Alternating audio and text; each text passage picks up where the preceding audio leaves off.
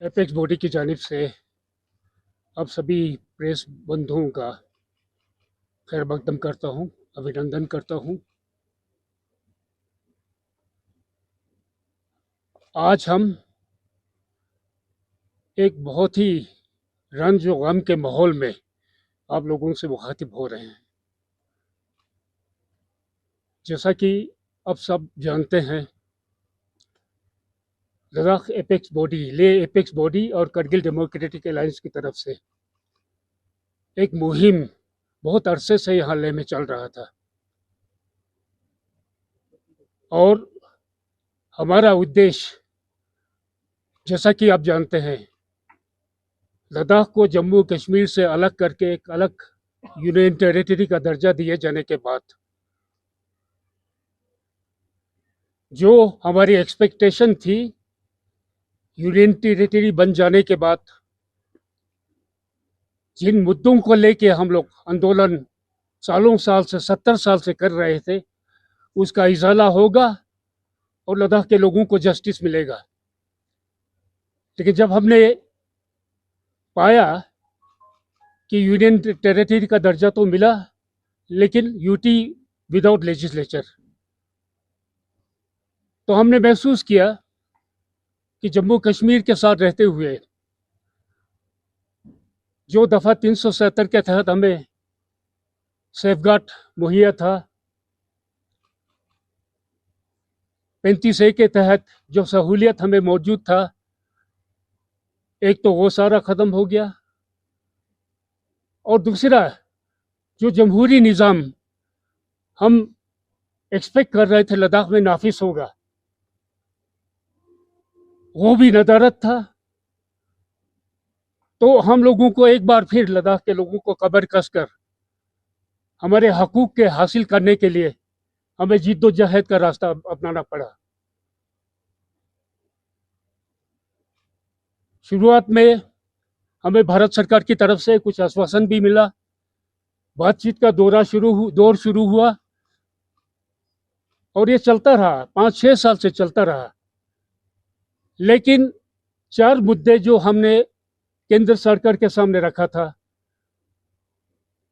पहला तो 6 शेड्यूल के तहत लद्दाख को सेफगार्ड मुहैया करना, दूसरा स्टेटहुड का दर्जा लद्दाख को देने की बात थी, और तीसरा जो था हमारी यूथ से रिलेटेड जितने मुद्दे हैं, जिसमें कि अलग से काडर होना, हमारा जॉब रिजर्वेशन और इससे रिलेटेड पब्लिक सर्विस कमीशन का गठन, ये सारी बातें, ये तीसरा मुद्दा था। चौथा मुद्दा, चूंकि आप जानते हैं कि लद्दाख के 2 खत्ते हैं, कारगिल और लेह, हमें एक ही पार्लियामेंट्री कॉन्स्टिट्यूंसी यहाँ है, तो जिसके तहत हमारा आपस में पार्लियामेंट के इलेक्शन के समय आपस में नुक्ताचीनी होता था, हमारा डिफरेंसेस होता था। इसको लेके हमने 2 पार्लियामेंट्री सीट की मांग की थी। तो इसी को लेके हमारा आंदोलन चल रहा था बहुत शांतिपूर्ण माहौल से। हालांकि देरी हुआ, लेकिन फिर भी हमने अमन का रास्ता अपना के अपने जिद्दोजहद को कायम रखा। आज जैसा कि आपने देखा, 24 तारीख को इसी मुहिम के सिलसिले में एपेक्स बॉडी की तरफ से लेके जो मार्टर्स मेमोरियल पार्क है, उसमें हमारा एक जलसा जुलूस का प्रोग्राम था। बहुत शांतिपूर्ण तरीके से हमारा जलसा चल रहा था। कुछ ऐसी घटना घटी जो कि हम किसी के समझ से बाहर था। क्या हुआ और जिस तरह से शांतिपूर्ण आंदोलन करने वाले लोगों पर दमन की नीति अपनाते हुए इंतजामिया की तरफ से, एडमिनिस्ट्रेशन की तरफ से एक्सेसिव फोर्स का इस्तेमाल करते हुए हमारे 4 नौजवान शहीद हुए।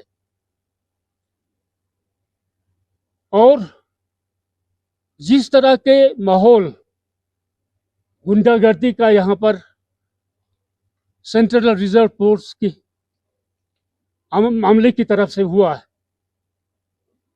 वो शायद हमने तो नहीं देखा हमारे लद्दाख की हिस्ट्री में। हम बहुत दुखी है।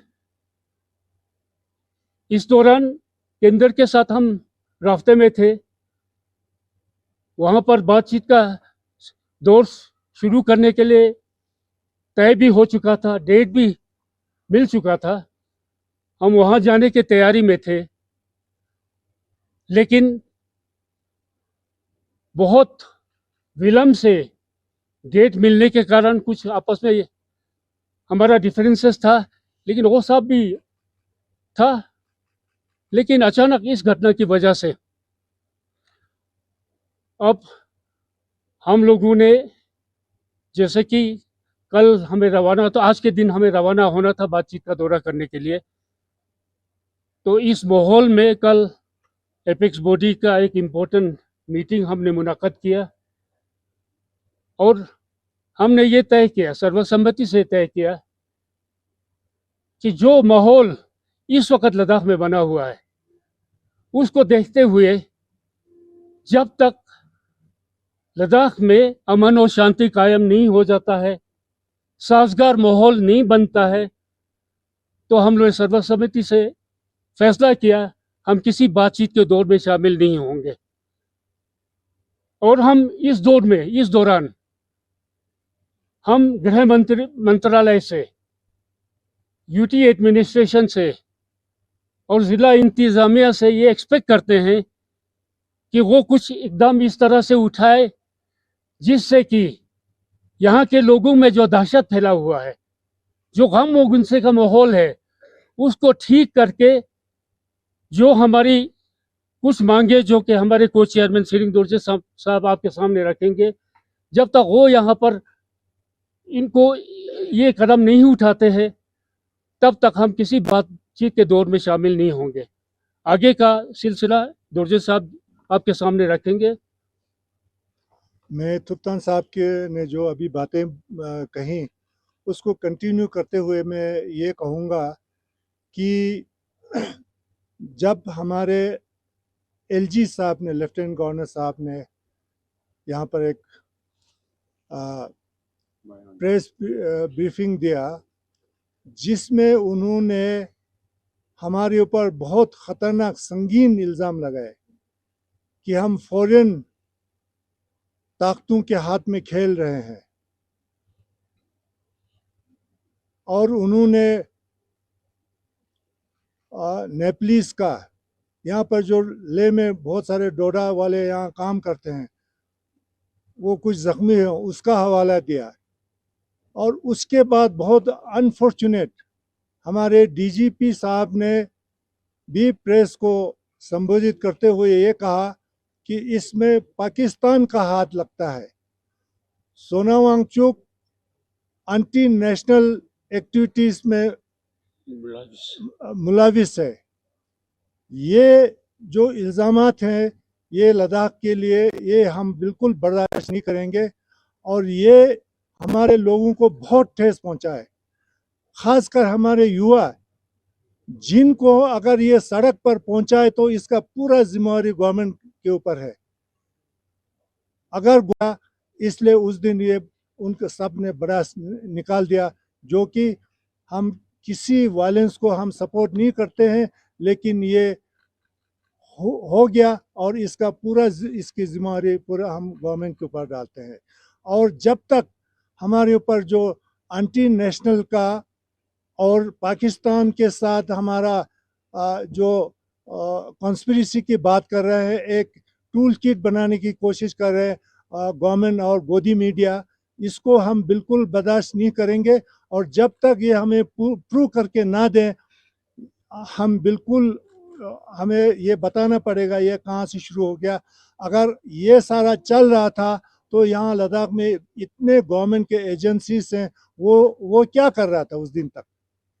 अगर सोना वांगचुक एंटी नेशनल काम कर रहा था तो आपने 24 सितंबर तक क्यों वेट किया उसको? सोना वांगचुक तो इससे पहले भी कई बार अनशन कर चुके हैं, यहाँ से दिल्ली तक जा चुके हैं। तो ये सारा इल्ज़ाम जो है ये बिल्कुल बेबुनियाद है और गवर्नमेंट अपने कमज़ोरी को छुपाने के लिए ये सारे इल्ज़ामात हमारे लोगों पर लगा रहा है। ये बहुत संगीन बात है। और दूसरी बात ये है कि जो एक्सेसिस हुए हमारे बच्चों के ऊपर, अंधाधुंध गोली चला के हमारे बच्चों को सीने में, सर में गोली लगाया है, इसका एक partial judicial inquiry Supreme Court के रिटायर्ड जज से होना चाहिए। ये हमारा बिल्कुल मांग है और सारे लद्दाख वासियों का यही मांग है कि जुडिशल इंक्वायरी होना चाहिए और दूध का दूध, पानी का पानी होना चाहिए। और हमारे पास पूरा प्रूफ है कि गोली जो सीआरपी ने चलाया, मजिस्ट्रेट के बगैर चलाया। बिल्कुल हमारे पास प्रूफ है वो कैसे चलाया, मजिस्ट्रेट के ऑर्डर के बगैर गोली, और वो भी किसी वार्निंग के बगैर।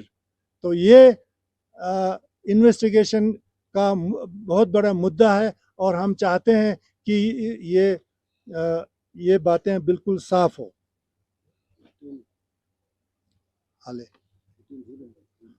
और हम ये भी बताना चाहते हैं कि बहुत सारे हमारे बच्चे जो कि हादसा होने के बाद जो सड़क पर चल रहे थे, उनको पकड़ के, उनको पीट के, उनके ऊपर बेबुनियाद इल्ज़ाम लगा के हमारे बच्चों को अंदर किया हुआ है। बहुत सारे बच्चों का एग्ज़ाम्स है, ये स्टूडेंट्स हैं, कोई क्रिमिनल नहीं है। और हमारे एलबीए के वर्कर्स, हमारे एपेक्स के वर्कर्स, ये वॉलेंटियरली काम करते हैं, कोई इनका कोई सैलरी नहीं है इनका। हमारे Ladakh Buddhist association vice president, हमारा यूथ का प्रेसिडेंट, हमारा वुमेन प्रेसिडेंट, हमारा जॉइंट सेक्रेटरी, इन सब के ऊपर बेबुनियाद इल्ज़ाम लगा के केसेस बनाए हैं। ये सारा केसेस जो जितने भी बच्चे हैं, ये बिल्कुल ये केसेस इनके ऊपर से हटना चाहिए और इनको जल्द से जल्द रिहा करना चाहिए। ये हमारी मांग है। है डिटेंशन में है, जुडिशल कस्टडी में है, जेल में। सर एक बार फिर से कंफर्म करना चाहेंगे, जो 6 अक्टूबर के टॉक है उसमें आप लोग नहीं जाएंगे? नहीं जाएंगे जब तक ये क्लियर नहीं होता है। और जो हमारे ऊपर इल्ज़ाम लगा है हमारे बच्चों के ऊपर देशद्रोही का, जब तक ये क्लियर नहीं होगा, ये बदनुमा दाग हम कभी बर्दाश्त नहीं करेंगे। आज तक जो लद्दाख ने जो वफादारी दिखाया मुल्क के लिए, उसके सिले में हमको ये इल्ज़ाम, ये लद्दाखियों को बिल्कुल बर्दाश्त नहीं होगा। सर मैं कहना चाहूँगा कि मिनरल के समय आपने देखा होगा कश्मीर में किस तरह से लोगों को कवर करने की इजाज़त देते हैं, मूवमेंट रिस्ट्रिक्ट किया, मीडिया को भी अलाउड नहीं है। क्या कहेंगे सर आप एज ए पब्लिक यहाँ की? ये अनफॉर्चुनेट है, ये गवर्नमेंट छुपाना चाहता है, इसीलिए आप लोगों को एक्सेस नहीं दे रहा था वहाँ पर। नहीं तो इसमें क्या हो रहा था ये, और जो हम जिस तरीके से चाहते थे इनको इज्जत देके, ये हमारे हीरोज है, ये लद्दाख के हीरो हैं। और इनको जो फ्यूनरल, जो टाइट सिक्योरिटी में, ये बिल्कुल गलत एडमिनिस्ट्रेशन ने किया है। इनको जो हम इज्जत देना चाहते थे वो नहीं दे सके। ये भी हमारे लोगों को बहुत बुरा लगा है लद्दाखियों को। हम तो देंगे, चाहे गवर्नमेंट दे या ना दे, लद्दाख के लिए मार्टर्स से ये हमारे हीरो है। सर कारगिल डेमोक्रेटिक अलायंस के मेंबर्स ऑलरेडी दिल्ली में हैं, उनका क्या स्टैंड रहेगा सर? हम लोग एक पेज पर हैं, उनसे हमने बात अभी नहीं किया है और शायद वो हमारे से दो राय नहीं रखेंगे। दूसरा फैमिली काफी गुस्से में, आक्रोश में है क्योंकि उनको जस्टिस चाहिए, तो आपसे काफी उम्मीदें रख रहे हैं, तो इसको किस तरह से? हमें भी जस्टिस चाहिए, सबसे पहले फैमिली को चाहिए जस्टिस, पूरे लद्दाख को चाहिए जस्टिस। सर आज आपने कहा कि टॉक नहीं करेंगे, लेकिन अभी इससे पहले जो प्रिपरेटरी टॉक्स की बात करी थी उसमें क्या बात की थी आपकी सेंट्रल के ऑफिसर के साथ? वो हमने अभी किया नहीं ना, वो तो हुआ ही नहीं, वो नहीं हुआ। सर इनकेस गवर्नमेंट जो आप डिमांड कर रहे हो वो पूरा नहीं हुआ तो आपका नेक्स्ट स्टेप क्या रहेगा सर का? अभी जो हमने प्रेस कॉन्फ्रेंस करके आपको बताया, इसके बाद हम मंथन करेंगे गवर्नमेंट का क्या रिएक्शन रहता है, क्या करते हैं जो अभी हमने मुद्दे रखे, खासकर जुडिशल इंक्वायरी और लड़कों के ऊपर जो केसेस हैं उसके बारे में अगर गवर्नमेंट सही कदम लेते हैं तो हम सोच सकते हैं उसके ऊपर। सोनम वांगचुक के बारे में अभी तक आपने कुछ नहीं बोला, जेल में है। मैंने सोनम वांगचुक के बारे में बोला जनाब, मैंने ये भी बोला उनके ऊपर बेबुनियाद इल्ज़ाम लगा के उनको यहाँ से राजस्थान ले गया। और सोनम वांगचुक अगर ये सारा काम कर रहा था, हयाल में इतनी गड़बड़ हो रही थी, तो गवर्नमेंट एजेंसीज कहाँ सोया हुआ था? सोनम वांगचुक के ऊपर इल्ज़ाम लगाया जब उसने हमारे मुद्दे को उठाया। इसलिए जो भी हमारे मुद्दे को उठाना चाहता है, उनको साइलेंस करना चाहता है, तो गन पॉइंट पर रख के, हमारे सर के ऊपर गन रख के हम टॉक्स कैसे करेंगे जब लद्दाख में ये हालत है? तो इसलिए हम कहते हैं सोनम वांगचुक के ऊपर भी जो ज्यादती हुआ है, वो भी हमने पहले ही बताया कि वो बेबुनियाद इल्ज़ाम लगा के उनको जेल में रखा है, उनको छोड़ना चाहिए। सर, जिस तरह से सुनने में आया है, आई विटनेस से भी पता चल रहा है कि न सिर्फ सीआरपीएफ नहीं बल्कि लद्दाख पुलिस ने भी फायरिंग किया, ऐसा सुनने में आ रहा है। तो इस पे आप क्या कहेंगे? जिसने भी ज्यादती की हो हम उसको कंडेम करते हैं, और ये पता तभी चलेगा जब इंक्वायरी होगा, इम्पार्शल इंक्वायरी होगा, तब पता चलेगा कि गलती किसकी थी। Sir, I have one question regarding Article 370. Post the revocation of Article 370, when Jammu and Kashmir was separated and Ladakh became an union territory, Ladakh rejoiced at that point. What changed after that? Were you promised at the initial stage that you would be given legislature along with the UT status, or you expected it but it didn't turn up? Can you give us Our demand was for UT with legislature, which was not granted. And demand? When was this demand from? right from the beginning, for the last 70 years, we were demanding for UT status, and it was UT with legislature.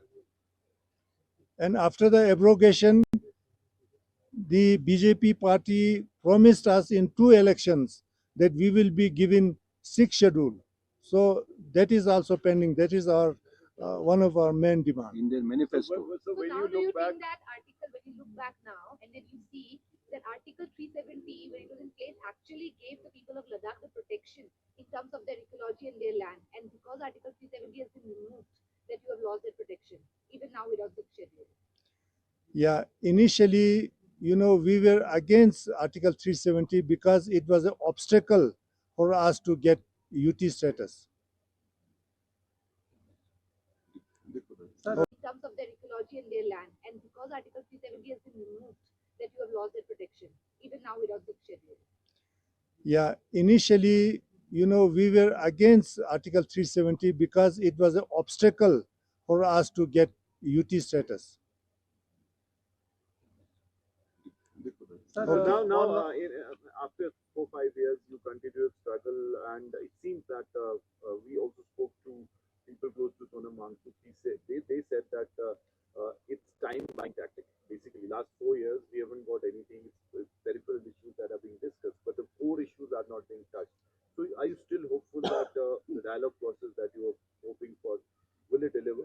Do you believe that the intent of the government? We can't say at this moment. We can't say what is government going to do, because their intention seems to be not good. Because this CRP who were in action on the 24th, they were brought in very recently, so they wanted to suppress us. It seems. Sir, Ladakh की history में कभी कुछ ऐसा हुआ नहीं जिस 24 सितंबर को देखा गया है, और अभी भी लोगों का ये कहना है कि पहले से जैसे एक सड़क बनने के लिए कुछ की आवाज से भी काफी खौफ बैठ गया है लोगों में। तो आपको क्या लगता है किस तरह से ये ठीक हो सकता है? क्योंकि लॉ मेकर्स और पब्लिक के बीच में इतना बड़ा वैक्यूम अभी क्रिएट हो गया कि उनसे विश्वास जैसे कहीं उठ गया है लोगों का। तो ये गैप जो है कैसे फिल हो सकता है? लोगों का विश्वास और सिंपैथी जीतने के लिए गवर्नमेंट को बहुत जल्द से जल्द, जो अभी हमने कहा, उसके ऊपर कुछ कदम उठाना चाहिए और हमारे डिमांड्स को जल्द से जल्द फुलफिल करना चाहिए। तभी जाके हमारे लोगों के ऊपर जो जख्म लगा है वो ठीक होगा, नहीं तो ये जल्दी ठीक होने वाला नहीं है। Thank you.